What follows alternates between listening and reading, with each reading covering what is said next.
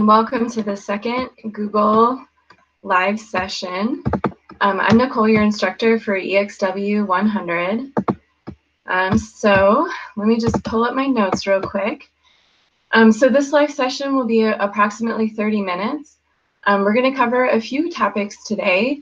So we're going to talk about how to evaluate research, a little bit on oversleeping. We're going to talk about artificial sugars, detoxes and cleanses, gluten-free diets, and superfoods, which all kind of go together. But before we get started, I'd like to go over a few reminders. So all of your graded assignments, so these are the interactives, quizzes, case studies, and Sorego, for week 6 are due Tuesday, February 19th at 6:59 UTC. Your final exam opens the following week on February 26th at 6:59 UTC. So the final exam is 45% of your grade, so it's nearly half. So it is really important that you're very careful if you want to take it as a proctored exam to do that correctly. So again, it is proctored, and proctoring is required for credit eligible students interested in pursuing ASU credit. So there is information on proctoring in the course syllabus, before the course begins tab, and the final exam overview sections of the course. So make sure to go over those. Make sure to do your practice proctored exams before you go to take the exam to work out any issues that may occur ahead of time. And remember that knowing and following the rules is your responsibility, and exceptions are rarely made when those rules aren't followed. So just be really careful about the final exam. It is a huge part of your grade again, and it is proctored, so be careful. There is a study guide in the midterm and final exam study guide tab too, if you want a little bit of guidance with what to look at. And it does only cover weeks 4 to 7, so it is not comprehensive. So it is just that second half of the class. All right. So now we'll move on to the topics for today. So first we're going to talk about research and evaluating sources. So I feel like this is one of the best skills that you can develop, is being able to find credible sources and then being able to evaluate the information that they present. So if you look at the additional resources tab in the course, I've listed many websites for government, academic, and professional websites, things like the American Heart Association, the World Health Organization, and Harvard Public Health. So websites like these will typically have position papers, fact sheets, or simple synopses of research on any given topic.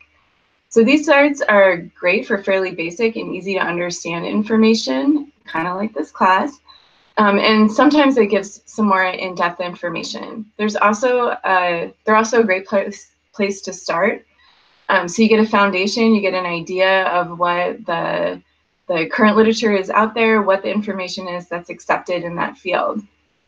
So Google Scholar is a search engine available to anyone, although they often just post the abstracts for the paper, so just that first part of an article that just is an overview, basically. If you are an ASU student, you have access to the ASU library, and then you can get full articles without having to pay. But still, even just looking at that abstract, you can get a lot of interesting information, things like the population, sample size, basic study design, and relative results. So again, it's another one of those great places to start and look for some basic information, even if you're not really delving into the details. Okay, so, and then just going over a little bit about how I look up questions or answers to your questions.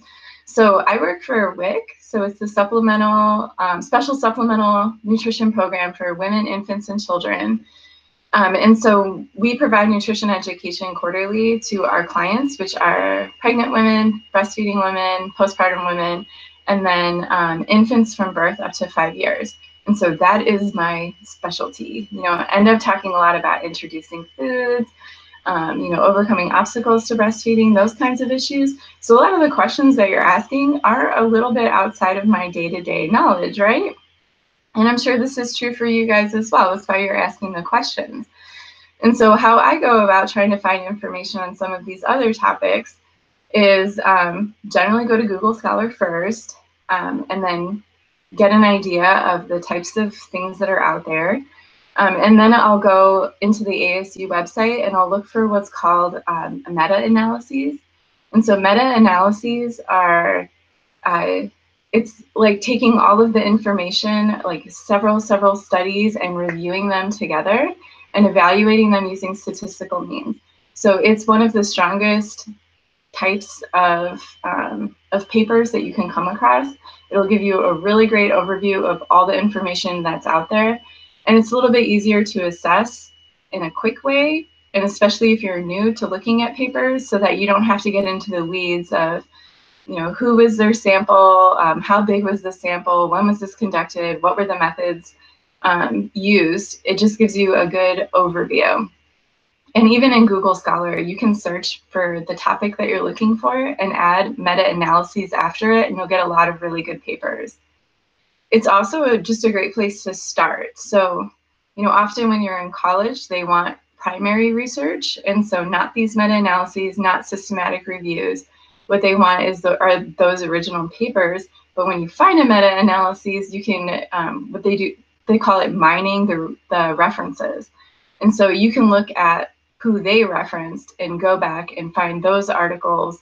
And it often leads you to a lot of other interesting articles that may be newer, because it takes a while to do the meta-analyses and then get it published.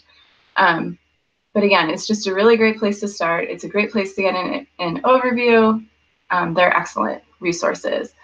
A Cochrane review are systematic reviews of primary research specifically on health and health-related policies, and they're internationally recognized as the highest standard in evidence-based healthcare resources.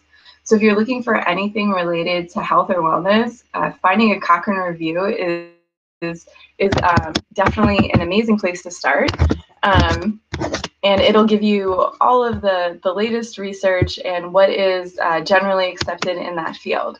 So Cochrane reviews are probably the best articles if you can find them. All right, and so that's just a little bit about doing your own research and finding valuable and useful places to start. Again, I have that additional resources tab up there to get you guys started on basic information. You all have access to Google Scholar. Look up meta-analyses, look up Cochrane reviews, and you'll find a lot of information, and it'll really help guide you guys going in the future when you're trying to make health-related decisions for yourself, or just to answer some simple questions that you have. All right, so that's about research. So now we're going to move on to oversleeping. And when this question was asked, I thought it was really interesting, because when you think about it, we don't really talk about oversleeping a lot. You know, we typically talk about inadequate sleeping. And even when I was trying to find resources, I had a hard time finding anything. So most of the articles were really very strongly related to undersleeping. But oversleeping has been linked to increased risk of chronic disease. And a lot of the articles I was finding were around depression and around mental issues in general. And while I was trying to find the mechanisms and relationships between oversleeping and these conditions, both physical and mental, I didn't find exactly what I was looking for, but I did come across some interesting information. And so sleep enhances memories. And so it's thought that sleep deprivation can actually reduce post-traumatic stress disorder. It's actually helpful for post-traumatic stress disorder, which is not something that I would have thought of. And they weren't looking in the study that I found at oversleep per se, but what they were looking at was time sleeping, particularly in REM sleep. And increased amounts of REM sleep were associated with the preservation of emotional memory and emotional reactivity.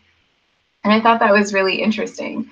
And so, you know, if you think about it, if you're getting a lot of sleep, then you're actually helping to preserve those emotional memories, and you're being emotionally, and you're preserving that emotional reaction to those memories. And so not sleeping in that case might actually be a good thing, although I don't know if they would recommend that. It's not quite to that point yet, but I just thought that was a very interesting connection, and possibly part of why oversleeping is related to depression. So in general, when trying to find information on oversleeping, what I typically came across was sleep and wake patterns. And so what they were looking at was inconsistent sleep and wake patterns. And so a lot of it was about, staying up late during the week and then oversleeping on the weekends. And I found one study that looked at and that found that inadequate sleep during the week and oversleeping on the weekends to be associated with increased risk-taking behaviors, particularly among college students and adolescents.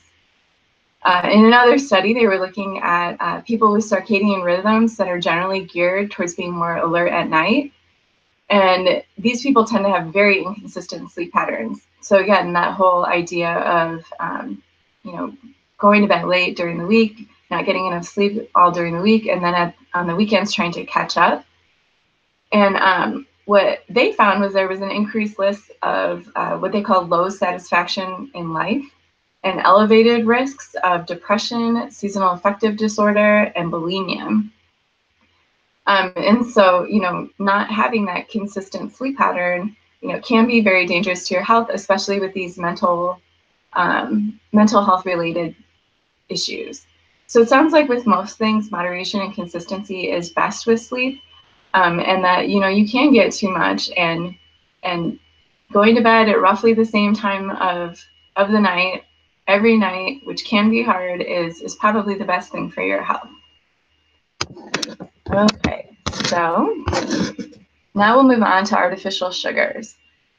And this is an example where you can go to one of those organizations that I have listed on the additional resources page and find some really good information. And so when I was looking up artificial sugars, I did come across the Academy of Nutrition and Dietetics position paper. And so this is their official stance on diet soda is particularly what I was looking at, and soda in general. And so in their official paper, position paper, what they stated was that water is the best option for a drink, I guess, obviously, but they do promote diet sodas as a healthier alternative. And if you think about it, it makes a lot of sense. So the main concern with soda is the sugar content. And I thought about it too late. I should have brought them so that you guys could see. But for example, I have these sugar models that I put on my desk. And so they're test tubes, and they're full of the amount of sugar in a serving size of various foods. And the one for soda the test tube is at least twice as large as all the other test tubes, and it's full to the top. And a 12-ounce soda has over 9 teaspoons of sugar. And so one can of Coke, just the 12-ounce, has 9 teaspoons of sugar. The USDA recommends having less than 12 teaspoons of added sugar throughout your entire day. And why I love these models is that it also shows things like a brownie next to it and a piece of apple pie, and you can see how much more that one can of soda has in sugar than even those other dessert foods. And I have it sitting out there, and I'll tell you that more than half of my clients, even if we're not talking about something that's sugar related, will go there and they'll pick them up and they'll look at them. And I've had a lot of moms that pick up that Diet Coke and they're like, oh my God. And I usually drink one of those 20-ounce sodas, and I never had any idea that it was that much sugar. And it really does, it hits you when you see it visually.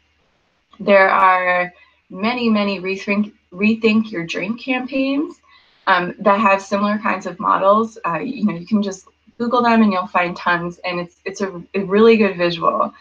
And just goes to show that cutting out soda is a huge change that you can make in your life.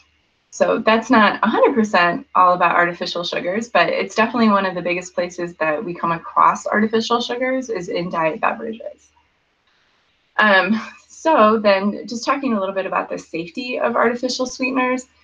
So there were some early indications, like back in the 90s and even earlier than that, with animal studies, that there may be a link between some kinds of artificial sugars and cancer, but that hasn't totally panned out with additional research.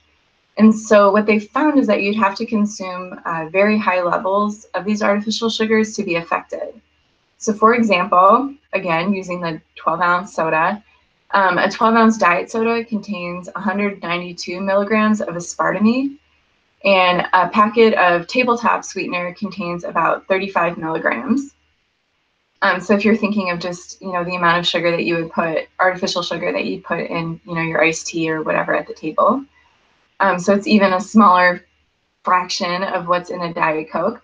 But an adult weighing 165 pounds would have to drink more than 19 cans of diet soda or 107 packets of artificial sugars to go over the recommended upper limit.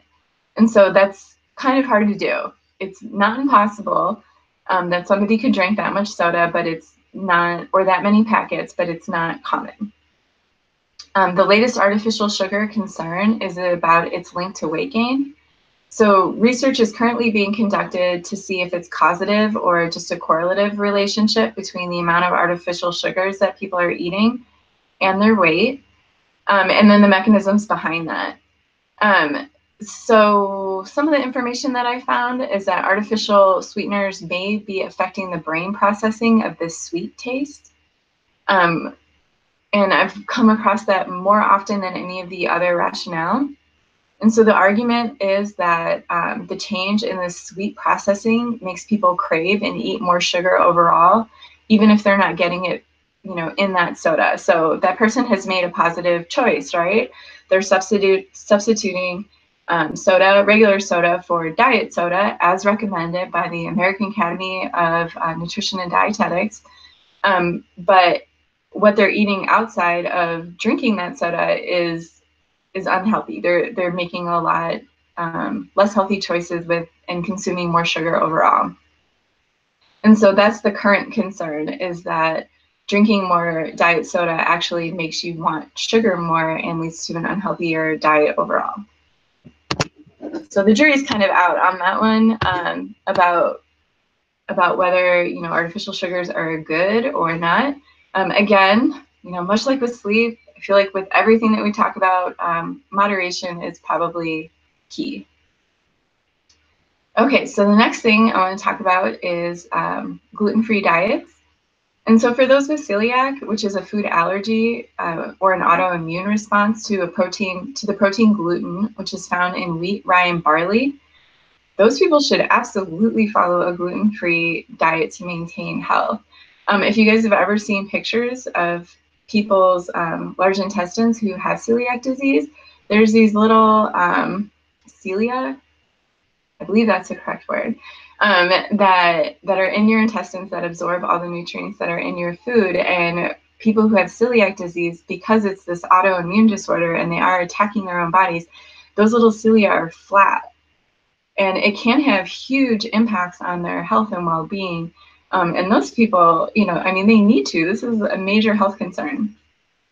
For people who have gluten intolerance, which is not an allergy, it's just, you may have experienced some discomfort when you eat a particular food. So for those with gluten intolerance, so if they have gas, bloating, those kinds of things when they eat it, it's good to limit gluten, but it's also good to have a couple of other things in mind.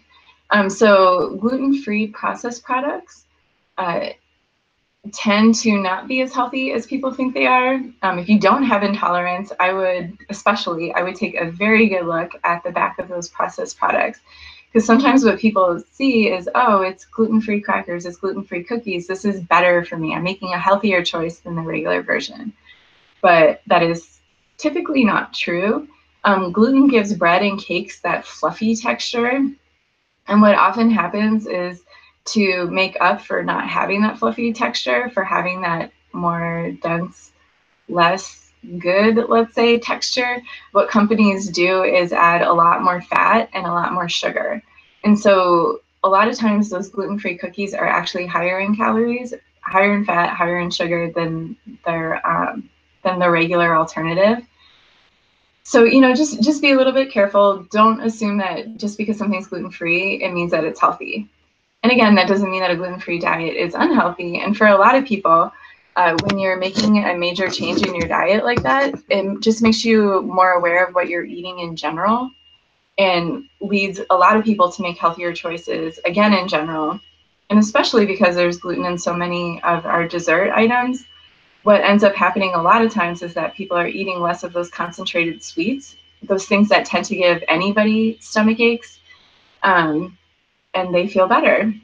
And so whether it's because they cut out the gluten in particular, or whether choosing to be gluten-free has led them to healthier choices, they feel better. And so in the end, it's all fine. But that's just my little spiel on gluten-free, is that it doesn't automatically mean healthier. Okay. So our next topic is on detoxes and cleanses.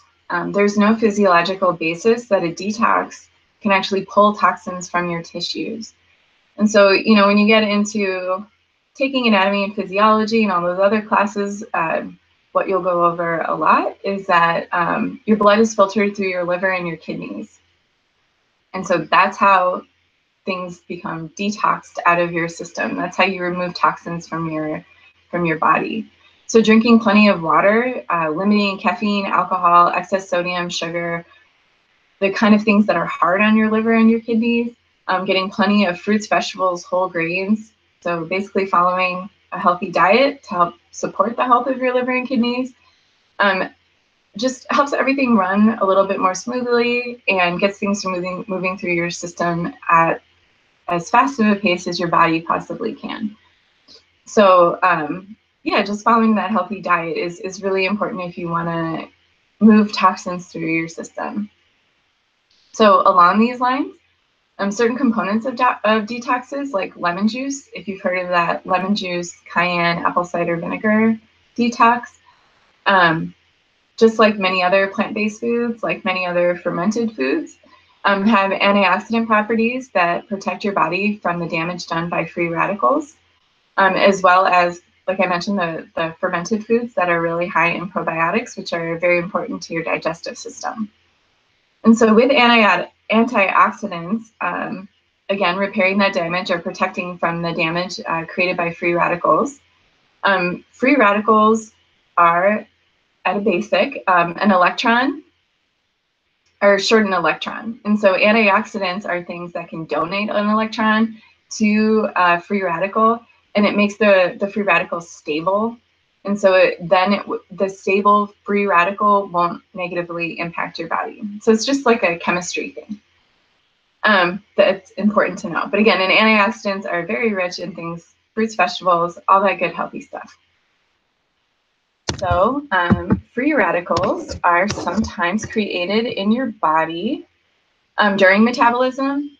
They can also come from pollution, herbicides, pesticides, radiation, all these things that you may find in your food. Most healthy foods, again, are really high in antioxidants. There's vitamin C, fruits and vegetables, vitamin A in red and orange fruits and vegetables in particular, eggs, liver, dairy, all also very high in vitamin A. Vitamin E is in nuts, seeds, vegetables, fish oils, whole grains, all of that kind of thing. So those are all high antioxidant foods. So these same foods, these antioxidant foods, tend to also be anti-inflammatory. So inflammation has been linked to increased risk of cancer, heart disease, diabetes, arthritis, depression, and Alzheimer's disease. So less healthy foods like refined carbohydrates, as well as processed meats and fried foods, all contribute to inflammation. So they promote, they're inflammation promoters, and then we have anti-inflammatories. And so again, like, you know, once you start getting into the weeds of all of these different things like detoxes, or, you know, if you want to call them fad diets and things that are out there, like, they do have a physiological basis, but what it all comes down to is just trying to eat a healthier diet. So I'm just skimming through here to see what's most important. So then talking about detox diets. So again, a lot of the components of a detox diet may have very positive effects, that antioxidant and anti-inflammatory properties, but depending on how you do it, it can be less healthy. So the one thing in particular that I like to try to encourage people to do your research, but maybe just avoid, are juice cleanses. So there is no evidence I could find that juice cleanses work, and they tend to be extremely high in sugar. And, you know, like when we were talking about diet soda and artificial sugars before, you guys know the American diet is already super full of sugar, and there are lots of damaging effects of sugar, which is an pro-inflammatory food. So some juice cleanses that I found that they sell online have between 70 and 200 grams a day, which is nearly 3 to 8 times the recommended amount of sugar. So juicing in general removes the fiber from a fruit and vegetable. One of the jobs of fiber is to slow the movement of sugar into your bloodstream. So without that fiber, what you can get are these sugar rushes, just this huge influx of sugar into your bloodstream, and then a sugar crash after that. So, you know, most of the time this is just kind of annoying. It can lead to, you know, again, these huge highs, and then you feel really tired and lazy afterwards. But it can also be really dangerous for people with pre-diabetes, diabetes, or any kind of predisposure to those conditions. And, you know, it's just not a super healthy state to put yourself in. Cleansed teas often have senna in them, which is a natural laxative. So this will help you go to the bathroom, but not necessarily more efficiently filter out toxins. And so again, many of the components in these detoxes, cleanses have healthy components, but just be really careful. You know, maybe instead of juicing, drink a smoothie, add it as a part of your healthy diet. You know, choose foods that really support liver and kidney functions, you know, things like dark leafy greens and just, you know, and red, orange fruits and vegetables, you know, those kinds of healthy foods, if that's what you want to do. Okay, so then we have, the last couple things I want to talk about are superfoods and supplements. So most of the things that get referred to as superfoods are fruits and vegetables. And eating foods from all food groups and eating fruits and vegetables from across the rainbow, so getting those red, orange, those yellow, white, dark green, blue, purple, will ensure that you get all of the nutrients that you need. So I'm not aware of any kind of timing or other specifications to maximize the effect of eating those foods, that variety of foods in those specific areas. The most important part is just to eat them. My general impression of labeling something as a superfood is mostly just good for marketing. Eating plenty of fruits and vegetables of all colors should be good enough, and it's not required that you buy some hard to find or expensive food. For example, in college, I wrote this whole report, did a ton of research on superfoods, and things like acai and goji berries, their nutritional content is actually not that much different from any other berries. So like blueberries, raspberries. And, you know, they're marketed very well, and they would lead you to believe that they're even healthier than, you know, these common foods that we have here. But the truth is that they're not. And so just be careful with those. And just eat a healthy, balanced diet of all the different colors. And since we're talking about berries, and we've been talking about sugar, one of the reasons why berries are often considered to be a superfood, or why they're often recommended, is because they actually do have a ton of fiber and less sugar than other fruits. For example, a banana, half of a banana is a serving of fruit, you know, and they do tend to be higher in sugar, although they also have plenty of fiber and they're very healthy. But berries often get promoted as a very healthy food for that reason, because they're lower in sugar, very high in fiber.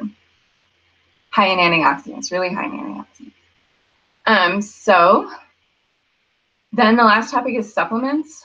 And this is a really large topic and can refer to many different things. If you have any specific questions, there's a website called nutrition.gov that will give you tons of information on any supplement that you would ever want to know anything about. But just in general, before taking anything, please discuss it with your doctor. And if they ask about any medications that you're taking or supplements, please tell them all of them. A lot of times what happens is that people think because they're natural, that they're healthy, and that it shouldn't have any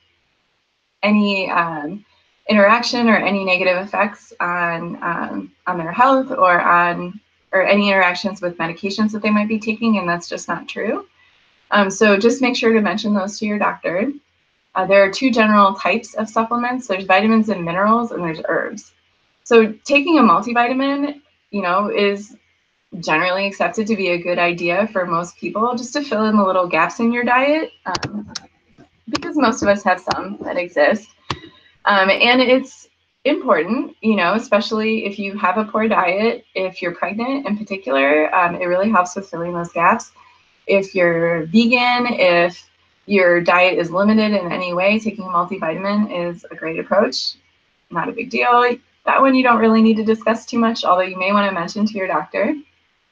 Individual vitamins can be a concern, since taking one can interfere with the absorption of another. The one that I talk about a lot at work, because we do screen for anemia or low iron, is the interaction between calcium and iron. So calcium actually can inhibit the body's ability to absorb iron when they're taken together. And so if you're taking a calcium supplement, depending on the timing of when you take it and depending on how much you're taking, you can actually lead yourself to be anemic. What I see at work a lot is kids that are going from being bottle fed or breastfed to 1 year old, where they're only drinking milk, and they're drinking the same number of cups of milk as they did formula, which was fortified with all kinds of other things, and they have low iron because they're getting entirely too much calcium. So that's a big one to watch out for. There's a similar relationship with zinc and copper. So just take care to not take individual supplements. Again, ask your doctor. If they recommend it and prescribe it, then you obviously need it. So just be careful. Herbal supplements are things like teas, tinctures, and pills. Some common ones are CoQ10, Dong Quai, and St. John's wort. There are many concerning drug-herb interactions. St. John's wort can actually increase the effect of drugs that have a sedative effect. Black cohosh can enhance the liver toxicity of certain medications. So these are significant impacts and something that you do need to take seriously.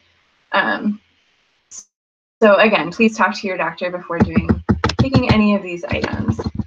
All right, and so that is all that I have for you guys today. Thank you for watching, and I hope you enjoy the rest of your class. Good luck on the final. Bye-bye.